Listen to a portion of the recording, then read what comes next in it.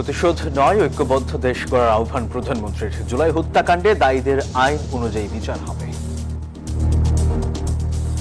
যেভাবে আপনার আপনজনকে হত্যা করা হয়েছে, অবশ্যই তার জন্য যারা দায়ী তাদেরও বিচার হবে এই দেশের আইন অনুযায়ী। বিচারের নামে কারো প্রতি যেন অবিচার না হয়, সে বিষয়টিতে আমাদের সচেতন থাকতে হবে।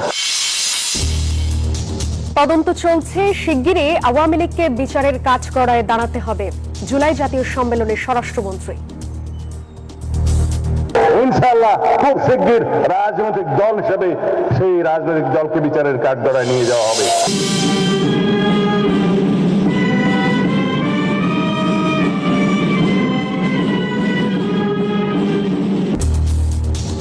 খামেনির শেষ বিদায়ে শোকাহত মানুষের ঢল, সমাবেত শতাধিক দেশের কূটনীতিক, শোক পরিণত শক্তির বার্তায়। গিজ গিজ মানুষে কমছে সবুজ, বাড়ছে কংক্রিট আর যন্ত্রের দৌরাত্ম্য। ঢাকা মেগাসিটি যেন আরবান হিট আইল্যান্ড। নাতিশীতোষ্ণ আবহাওয়া থেকে পরিবর্তিত হয়ে একটা মরুময় আবহাওয়ার দিকে আমরা চলে যাচ্ছি। বাতাসে দূষিত কণার পরিমাণ বেশি, একদম নিম্ন স্তরে এইরকম দূষিত কণার পরিমাণ বেশি থাকার কারণে তারাও তাপকে আটকে রাখে। সারা দেশে দ্রুত জনপ্রিয় হয়ে উঠছে বাংলা কিওয়ার্ড। লেনদেনে 1% মার্চেন্ট চার্জ নিয়ে ব্যবসায়ীদের অসন্তোষ। স্বাগত নিউজ 24 সংবাদে, সঙ্গে আমরা দুজন আছি, আমি জান্নাতুল সাদিয়া এবং আমি সোহাগ বক্স। দর্শক দেখছিলেন সুপার বোর্ড সংবাদ শিরোনাম। যারা জুলাই হত্যাকাণ্ডে দায়ী, আইন অনুযায়ী তাদের বিচার হবে, তবে বিচারের নামে যেন অবিচার না হয় সেদিকেও লক্ষ্য রাখবে সরকার, এমনটি জানিয়েছেন প্রধানমন্ত্রী তারেক রহমান। রাজধানীর চীন মৈত্রী সম্মেলন কেন্দ্রে জুলাই জাতীয় সম্মেলনে এসব কথা বলেন তিনি। বলেন, জাতিকে বিভক্ত করে সামনে এগিয়ে যাওয়া যায় না, দেশকে ঐক্যবদ্ধ রেখে এগিয়ে যেতে চায় সরকার। 24-এর গণ অভ্যুত্থানের ইতিহাসে বাকবদল দেখেছে বাংলাদেশ। গদি ছাড়তে বাধ্য হয়েছে আওয়ামী লীগ সরকার। অভূতপূর্ব সেই ঘটনার 2 বছর পূর্তি। এমন উপলক্ষে রাজধানীর চীনমৈত্রী সম্মেলন কেন্দ্রে জুলাই জাতীয় সম্মেলন। আয়োজক জুলাই 24 শহীদ পরিবার সোসাইটি। আয়োজনে প্রধান অতিথি হিসেবে যোগ দেন প্রধানমন্ত্রী তারেক রহমান। স্মরণ করেন জুলাই শহীদ ও আহতদের ত্যাগের কথা। যে মানুষটিকে, পরিবারের যে সদস্যটিকে আমরা হারিয়েছি, তার লক্ষ্য উদ্দেশ্য কি ছিল? তার লক্ষ্য উদ্দেশ্য ছিল এদেশের মানুষের ভাগ্যের পরিবর্তন। প্রধানমন্ত্রী বলেন, একটি সুন্দর বাংলাদেশ গড়াই সবার লক্ষ্য। 5ই আগস্ট যে অর্জন আমরা করেছি, এই অর্জন কোনো একক ব্যক্তি, কোনো একক রাজনৈতিক দলের অর্জন নয়, বরং এই অর্জন দল মত নির্বিশেষে বাংলাদেশের প্রত্যেকটি গণতন্ত্রকামী, প্রত্যেকটি শান্তিপ্রিয় মানুষের এটি অর্জন। বিএনপি সরকার প্রতিশোধে বিশ্বাসী নয়, জুলাইয়ের হত্যাকারীদের আইন অনুযায়ী বিচার নিশ্চিত করা হবে। আপনাদের বিরুদ্ধে যে অন্যায় হয়েছে, যেভাবে আপনার আপনজনকে হত্যা করা হয়েছে, অবশ্যই তার জন্য যারা দায়ী তাদেরও বিচার হবে এই দেশের আইন অনুযায়ী। অবশ্যই আমাদেরকে খেয়াল রাখতে হবে যে আইন অনুযায়ী, আইনের যে সকল নিয়ম করা হচ্ছে সবগুলো বজায় রেখে, দরকার হলে আমরা একটু সময় নেব, কিন্তু যে অন্যায়কারী, যে হত্যাকারী, তার যাতে সঠিক বিচার হয়। প্রধানমন্ত্রী বলেন, জাতিকে ঐক্যবদ্ধ রেখে সামনে এগোতে চায় সরকার। আমরা চাই না জাতিকে দ্বিধা বিভক্ত করে সামনে এগিয়ে যেতে, কারণ জাতিকে বিভক্ত করে দেশকে কখনো সামনে নেওয়া যায় না। দেশকে সামনে একমাত্র তখনই নেওয়া সম্ভব যদি আমরা সমগ্র জাতিকে ঐক্যবদ্ধ করতে পারি। আজকে সময় এসেছে আমরা দেশকে কি দিতে পারি, আজকে সময় এসেছে আমরা দেশের জন্য কি করতে পারি। জুলাই শহীদ পরিবার ও আহতদের পাশে থাকবে বিএনপি সরকার, জানান প্রধানমন্ত্রী তারেক রহমান। আর কোন শক্তি আমাদেরকে এই লক্ষ্য অর্জন থেকে কোনোভাবেই আমাদেরকে বিচ্যুত করতে না পারে। সাইফুল ইসলাম, নিউজ 24, ঢাকা। আওয়ামী লীগকে বিচারের কাঠগড়ায় দাঁড়াতে হবে, দলটির বিচার শুরু হবে শিগগিরই, জানিয়েছেন স্বরাষ্ট্রমন্ত্রী সালাহ উদ্দিন আহমদ। রাজধানীর চীনমৈত্রী সম্মেলন কেন্দ্রে জুলাই জাতীয় সম্মেলনে কথা বলেন তিনি। এদিকে গুম খুনের দায়ে শেখ হাসিনা ও তার দোসরদের দ্রুত বিচার করার দাবি জানান জুলাই শহীদ ও পরিবারের সদস্য এবং আহতরা। 24 শহীদ পরিবারের সদস্য ও আহতদের নিয়ে রাজধানীর চীনমৈত্রী সম্মেলন কেন্দ্রে আয়োজন করা হয় জাতীয় সম্মেলনের। অংশ নেন 1 জুলাই শহীদ আবু সাইদের ভাই আবু হোসেন, শহীদ আব্দুল্লাহ বিন জাহিদের মা সহ অসংখ্য শহীদ পরিবারের সদস্য ও আহতরা। যাদের ডাকে আমার সন্তান মারা গেছে তারা তো আমার খোঁজ খবর নেয় নাই। তাদের আবেগঘন বক্তব্যে ভারী হয়ে ওঠে সম্মেলন কেন্দ্র। আমি এই হত্যার বিচার চাই। আমার ভাইয়ের রায় প্রকাশ করা হয়েছে, কিন্তু দ্রুত সময়ের মধ্যে আমি বাস্তবায়ন দেখতে চাই। পাখির মতো মানুষ গুলি করেছে, 18 দিনে গুলি করেছে, প্রতিযোগিতা করে গুলি করেছে, কি দোষ করেছিল আমার সন্তানরা। প্রধানমন্ত্রীর কাছে আমি এতটুকু আবেদন করবো, আমাদের ছেলে মেয়ের যে কোনো একজনের বিচার হলে করে আপনারা দেখান। জুলাই শহীদ পরিবার ও আহতদের পুনর্বাসনের দাবিও উঠে আসে সম্মেলন থেকে। কেউ কেউ জানান নানান অভিযোগের কথা। আমরা যারা হাত পা হারাইছি তাদের এখনো আমাদের সরকারের পক্ষ থেকে তাদের হাত পায়ের কোনো ব্যবস্থা করে দেওয়া হয় নাই। কোটি কোটি টাকার মালিক হয়েছে, কিন্তু আমরা এখনো এই যে কেসের উপরে এখনো আছি। অনুষ্ঠানে মন্ত্রীরা জানান জুলাই শহীদ পরিবার ও আহতদের পাশে থাকবে সরকার। জুলাই অভ্যুত্থানকে স্বীকৃতি দেয়, স্মরণ করি এবং এ বিষয়ে আমরা এটাকে বিবেচনায় নিয়ে আপনাদের যারা সত্যিকারের জুলাই যোদ্ধা তাদেরকে আমরা সেখানে গেজেটভুক্ত করব। রাজনৈতিক দল হিসাবে আওয়ামী লীগের বিচার দাবি করেছি আমরা, আপনারা দাবি করেছেন, তদন্ত পরিচালিত হচ্ছে। ইনশাআল্লাহ খুব শিগগির রাজনৈতিক দল হিসেবে সেই রাজনৈতিক দলকে বিচারের কাঠগড়ায় নিয়ে যাওয়া হবে। যারা জুলাই চেতনার কথা বলে রাজনৈতিক ফায়দা নিতে চাইছে তাদের পরিণতি ভালো হবে না, হুঁশিয়ারি জানান স্বরাষ্ট্রমন্ত্রী। এই জুলাইয়ের চেতনা নিয়ে যেন আমরা কেউ ব্যবসা না করি। সাইফুল ইসলাম, নিউজ 24, ঢাকা। ইরানের প্রয়াত সর্বোচ্চ নেতা আয়াতুল্লাহ আলী খামেনির শেষ বিদায় অনুষ্ঠানে লাখ লাখ শোকাহত মানুষের ঢল। খোমেনি গ্র্যান্ড মুসাল্লা মসজিদ রূপ নেয় কোটি ইরানির শোক, শ্রদ্ধার, ভালোবাসার মিলনস্থলে। সর্বোচ্চ নেতাকে হারালেও ইরানিদের বিশ্বাস ও প্রতিরোধের মনোভাবে সামান্য চির ধরেনি, বরং শোক রূপ নিয়েছে ঐক্য, প্রতিরোধ এবং নতুন সংকল্পের প্রতীকে। অশ্রুসিক্ত মানুষের ঢল, কারো হাতে প্রয়াত সর্বোচ্চ ধর্মীয় নেতা আয়াতুল্লাহ আলী খামেনির ছবি, কারো হাতে ইরানের রাষ্ট্রীয় পতাকা। বিশ্ব নেতাদের শ্রদ্ধা নিবেদন শেষে প্রয়াত সর্বোচ্চ নেতা আয়াতুল্লাহ আলী খামেনিকে এবার বিদায় জানাচ্ছেন সর্বস্তরের মানুষ। ভোর হতেই রাজধানী তেহরানের গ্র্যান্ড মুসল্লায় ধর্মীয় কমপ্লেক্সের বাইরে জড়ো হয়েছেন হাজারো মানুষ। যান চলাচলে কঠোর বিধিনিষেধ থাকায় কয়েক কিলোমিটার হেঁটে অনুষ্ঠান স্থলে আসছেন অনেকেই। আয়াতুল্লাহ আলী খামেনির শেষ বিদায় ঘিরে তেহরান এখন বৈশ্বিক কূটনৈতিক সমাবেশের নগরী। ইরানের প্রয়াত সর্বোচ্চ নেতার প্রতি শ্রদ্ধা নিবেদনে হাজির বাংলাদেশের জাতীয় সংসদের স্পিকার হাফিজ উদ্দিন আহমেদ সহ শতাধিক দেশের প্রতিনিধি। আর যাদের মধ্যে রয়েছেন পাকিস্তান ও ভারতের প্রতিনিধিরাও। তবে অনুপস্থিত পশ্চিমা বিশ্ব ও তাদের মিত্র দেশগুলো। যুদ্ধের ক্ষত এখনো শুকায়নি, তার মধ্যেই তেহরানে গ্র্যান্ড মুসল্লায় চলছে ইরানের প্রয়াত সর্বোচ্চ নেতা আয়াতুল্লাহ আলী খামেনির রাষ্ট্রীয় বিদায়ের আনুষ্ঠানিকতা। শোক, শ্রদ্ধা আর কূটনীতিকদের উপস্থিতিতে এই আয়োজন পরিণত হয়েছে আন্তর্জাতিক মনোযোগের কেন্দ্রে।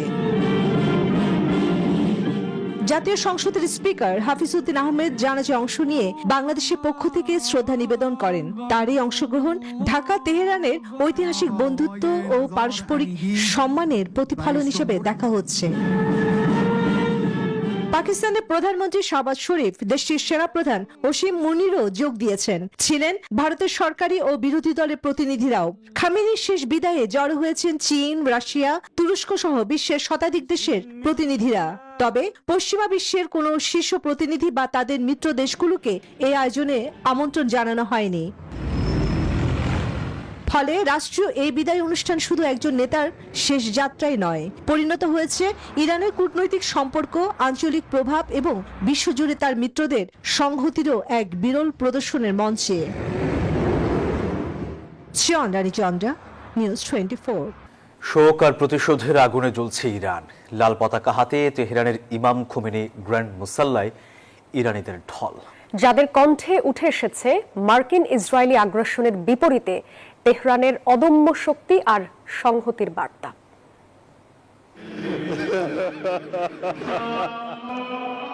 পৃথিবী থেকে ইসলামী বিপ্লবের দ্বিতীয় সর্বোচ্চ নেতা আয়াতুল্লাহ আলী খামেনিকে নিশ্চিহ্নের ষড়যন্ত্রে মেতেছিল যুক্তরাষ্ট্র ও ইসরায়েল। তবে আজ প্রশ্ন উঠছে, কতটা সফল দুই মিত্রশক্তি? খামেনিকে হত্যার পরও ইরানিদের স্বর দমাতে ব্যর্থ যুক্তরাষ্ট্রের প্রেসিডেন্ট ডোনাল্ড ট্রাম্প ও ইসরায়েলের প্রধানমন্ত্রী বেনিয়ামিন নেতানিয়াহু। মৃত্যুর 4 মাস পর সর্বোচ্চ নেতাকে শেষ বিদায় জানাতে তেহরানের ইমাম খোমেনি গ্র্যান্ড মুসল্লায় ঢল নেমেছে সাধারণ মানুষের। হামলার শঙ্কার মধ্যে আর্তনাদ ও প্রতিশোধের বার্তা। লাল পতাকা হাতে উপস্থিত লাখো ইরানি। এ শোক যাত্রায় আমেরিকার ধ্বংস হোক ও প্রতিশোধ প্রতিশোধ স্লোগান দিচ্ছেন তারা। সমবেত শতাধিক দেশের প্রতিনিধি। এর আগে ইরানে এত বিশাল জনসমুদ্র দেখা গেছে 1989 সালের 6 জুন ইসলামী বিপ্লবের প্রতিষ্ঠাতা আয়াতুল্লাহ রুহুল্লাহ খোমেনির জানাজায়, যেখানে প্রায় 1 কোটি মানুষের সমাগম হয়েছিল। সেখান থেকেই শুরু দীর্ঘ 36 বছর পশ্চিমাদের চোখ রাঙানি উপেক্ষা করে দাপটের সঙ্গে ইরানের সর্বোচ্চ ক্ষমতার কেন্দ্রে অটল ছিলেন খামেনি। খামেনির শেষ বিদায়ের আয়োজনে এই জনসমুদ্রে ভাটা পড়েছে যুক্তরাষ্ট্রের 250 বছর পূর্তির উদযাপন। আন্তর্জাতিক গণমাধ্যমের শিরোনামে পরিণত হয়েছে ইরান। ইরানের এমন জনস্রোত কি প্রমাণ করছে? অনেক গণমাধ্যমের খবরে উঠে এসেছে ইরান দেখাতে চাইছে নেতৃত্ব বদলালেও রাষ্ট্রের নীতি, অভ্যন্তরীণ ঐক্য এবং আঞ্চলিক প্রভাব এখনো অটুট। আফরিন মৌ, নিউজ 24। অতিরিক্ত মানুষের চাপে কমছে রাজধানীর সবুজ অঞ্চল, বিপরীতে বাড়ছে কংক্রিটের আবরণ আর যন্ত্রের দৌরাত্ম্য। এসবের আড়ালে তাপমাত্রা বেড়েই চলেছে অস্বাভাবিক হারে। আর এ নিয়ে পরিবেশবিদরা বলছেন, ঢাকা মেগাসিটি এখন এক আরবান হিট আইল্যান্ড। তাই ঢাকার প্রকৃতি হারিয়ে ফেলেছে তার স্বাভাবিক চরিত্র। শাহ আলীজের রিপোর্ট। বর্ষা এলে গ্রীষ্মের খরতাপ কমে, মেলে খানিকটা শীতল পরশ, কিন্তু এবার এমন পরশে ঘাটতি।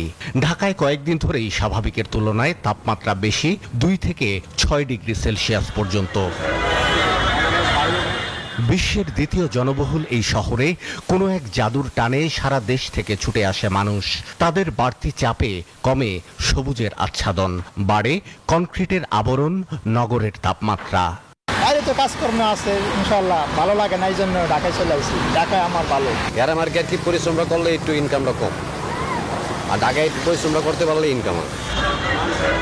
সবুজ প্রকৃতিকে বলা হয় শহরের ফুসফুস। বিশ্ব স্বাস্থ্য সংস্থা বলছে শহরে দরকার 15 থেকে 20% সবুজ এলাকা। ঢাকায় আছে মাত্র 4 থেকে 8% মতো। নাতিশীতোষ্ণ আবহাওয়া থেকে পরিবর্তিত হয়ে একটা মরুময় আবহাওয়ার দিকে আমরা চলে যাচ্ছি। আমাদের তাপমাত্রা বৃদ্ধি পাচ্ছে, আমাদের হিট ওয়েভের সংখ্যা, তীব্রতা এবং ডিউরেশন বৃদ্ধি পাচ্ছে। আগে হিট ওয়েভ 1 বছরে 1টি বা 2টি হতো, এখন 4-5টি হচ্ছে। ওয়ার্ল্ড আরবানাইজেশন প্রসপেক্টের তথ্য বলছে ঢাকায় জনসংখ্যা 3.5 কোটির উপরে। মানুষ বেশি, তাই যান্ত্রিক বাহনও বাড়তি। পিচ ঢালা পথ, অগণিত দালান কোঠা আর শীতাতপ নিয়ন্ত্রিত যন্ত্রেও সয়লাভ চারদিক। যেসবের আবডালে তাপমাত্রা বেড়ে চলেছে হু হু করে। রাজধানী ইন্ডাস্ট্রিয়াল প্রোন এরিয়া, সুতরাং বাতাসে দূষিত কণার পরিমাণ বেশি। একদম নিম্ন স্তরে এইরকম দূষিত কণার পরিমাণ বেশি থাকার কারণে তারাও তাপকে আটকে রাখে, স্থাপনা তাপকে আটকে রাখে। আবার ঘরের তাপমাত্রাকে ঠান্ডা করে বাইরে এই এয়ার কুলার, রেফ্রিজারেটর, এসি তারা তাপ ছেড়ে দেয়। আমরা এই শীতল থাকার জন্য যে ফ্যাক্টরগুলো কাজ করতে এতদিন ধরে, সেগুলো আমরা কমিয়ে ফেলেছি। যেগুলো হিটওয়েভ তৈরি করে, সেগুলো আমরা বৃদ্ধি করে ফেলেছি। পরিবেশবিদরা বলছেন, বসবাসযোগ্য শহর চাইলে প্রাণের সঞ্চার ঘটাতে হবে এর প্রকৃতিতে, ঠেকাতে হবে রাজধানীমুখী মানুষের স্রোত। জাতিসংঘ প্রক্ষেপণ বলছে 2050 সাল নাগাদ ঢাকার জনসংখ্যা হবে কমপক্ষে 5 কোটি।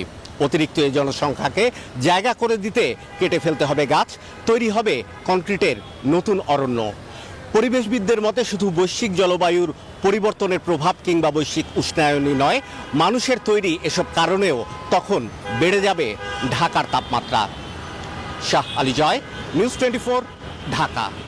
উন্নয়নের ধারাবাহিকতায় একটি নতুন, সমৃদ্ধ ও মানবিক বাংলাদেশ গড়ে তুলতে কাজ করছে সরকার, জানিয়েছেন স্থানীয় সরকার, পল্লী উন্নয়ন ও সমবায় মন্ত্রণালয়ের মন্ত্রী মির্জা ফখরুল ইসলাম আলমগীর। আলোকিত লালমনিরহাট আন্দোলন এর উদ্বোধনী অনুষ্ঠানে এই মন্তব্য করেন তিনি। অনুষ্ঠানে সামাজিক অপরাধ রোধে একসঙ্গে কাজ করার প্রত্যয় জানান সরকারের আরও 2 মন্ত্রী। সামাজিক অপরাধ রোধে আলোকিত লালমনিরহাট আন্দোলন আয়োজনের শুভ উদ্বোধন। লালমনিরহাট এমটি ইনস্টিটিউটে এর উদ্বোধন করেন এলজিআরডি মন্ত্রী ও বিএনপি মহাসচিব মির্জা ফখরুল ইসলাম আলমগীর। তিনি বলেন, জাগো ভাই তিস্তা বাঁচাও আন্দোলন সফল হয়েছে। জাতীয় সংসদে তিস্তা মহাপরিকল্পনা বাস্তবায়নের ঘোষণাও দিয়েছেন প্রধানমন্ত্রী। বলেন, সরকার এছাড়াও বিভিন্ন উন্নয়নমূলক কর্মসূচি গ্রহণ করেছে। আমাদের নেতা তারেক রহমান নেতৃত্বে আমরা বিজয় ছিনিয়ে নিয়েছি জীবনদুর্গা।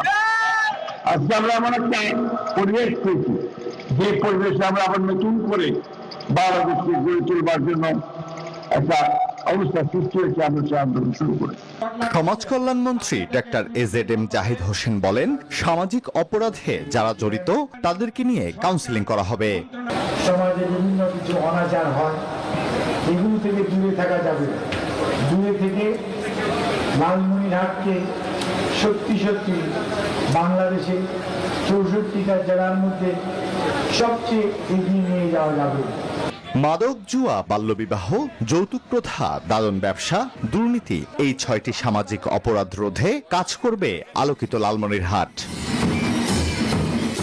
Desk report, news 24। দ্রুত জনপ্রিয় হয়ে উঠছে বাংলা কিউআর লেনদেন।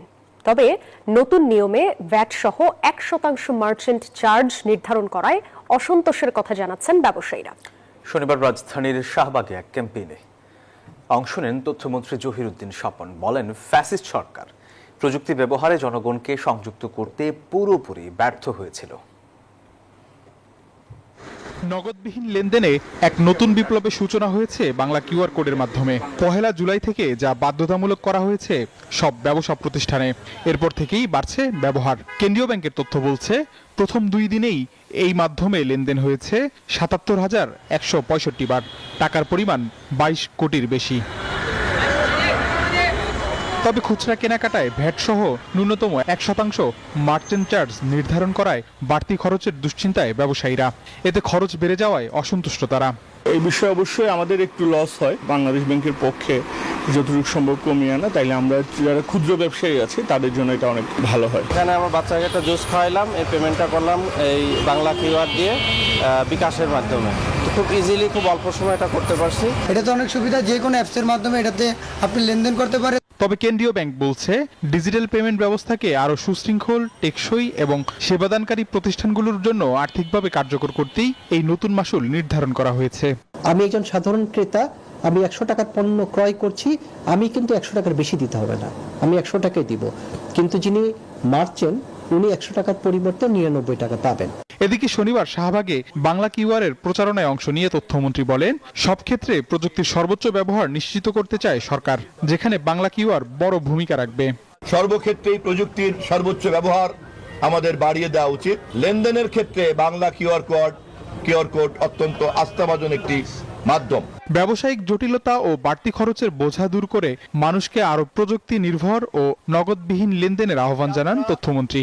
বাংলা কিউআর কোডের মাধ্যমে। আবি আব্দুল্লাহ, নিউজ 24, ঢাকা। বেসরকারি বিনিয়োগ বাড়াতে ব্যাংক ঋণের সুদের হার কমানোর পরামর্শ দিচ্ছেন অর্থনীতিবিদরা। তারা বলছেন, অর্থনীতিতে ইতিবাচক পরিবর্তনের আভাস মিলছে, তবে এখনই স্বস্তির সুযোগ নেই। রাজধানীর এফডিসিতে ডিবেট ফর ডেমোক্রেসির এক আয়োজনে এসব কথা উঠে আসে। বিশাল বাজেট বাস্তবায়নে বেশ কিছু চ্যালেঞ্জের কথাও তুলে ধরেন বক্তারা।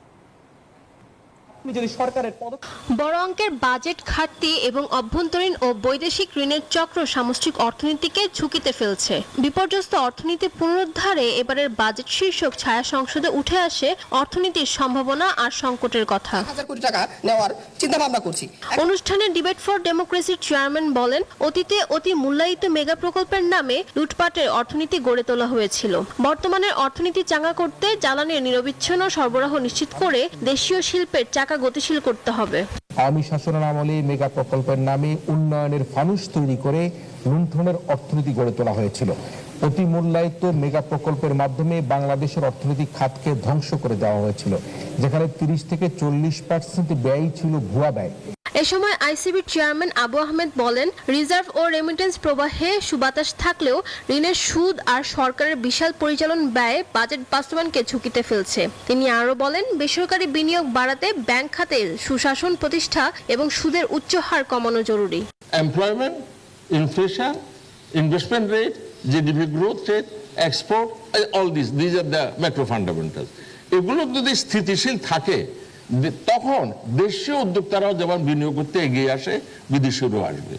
এ সময় চট্টগ্রাম বন্দরের দক্ষতা বৃদ্ধি ও ব্যবসা বান্ধব পরিবেশ নিশ্চিত করার দাবি জানান বিশেষজ্ঞরা। সরকারি ম্যানেজমেন্টে ফারজানা রিয়া, নিউজ 24, ঢাকা। চ্যাম্পিয়ন ধ্বনিতে মুখর তখন নিউজ 24-এর বার্তা কক্ষ। শাহ সিমেন্ট ইমা মিডিয়া কাপ ফুটবলে দাপুটে পারফরমেন্সে ট্রফি ঘরে তুলেছে নিউজ 24, আর শিরোপা জয়ের আনন্দে উচ্ছ্বাসিত সহকর্মীরা। গ্রুপ পর্বে 3 জয় ও 1 ড্র নিয়ে সেমিফাইনালে ওঠে নিউজ 24। শেষ 4-এ চ্যানেলাইয়ের বিপক্ষে টাই ব্রেকারে 2-1 ব্যবধানে জিতে ফাইনালের টিকিট নিশ্চিত করে তারা। ফাইনালে প্রতিপক্ষ গ্রিন টিভিকে 3-0 গোলের বড় ব্যবধানে হারিয়ে শিরোপা নিজেদের করে নেয় নিউজ 24। আলহামদুলিল্লাহ, জিতার অনুভূতি সবসময় ভালো। আমাদের ছেলেরা অবশ্যই ভালো খেলছে বলে চ্যাম্পিয়ন হয়েছে। খেলা শেষে বিজয়ীদের হাতে ট্রফি ও প্রাইজ মানি তুলে দেন প্রধান অতিথি শিক্ষা প্রতিমন্ত্রী ববি হাজ্জাজ। এ সময় দেশের ফুটবল ও ফুটবলারদের এগিয়ে নিতে উৎসাহ দেওয়ার কথা জানান তিনি।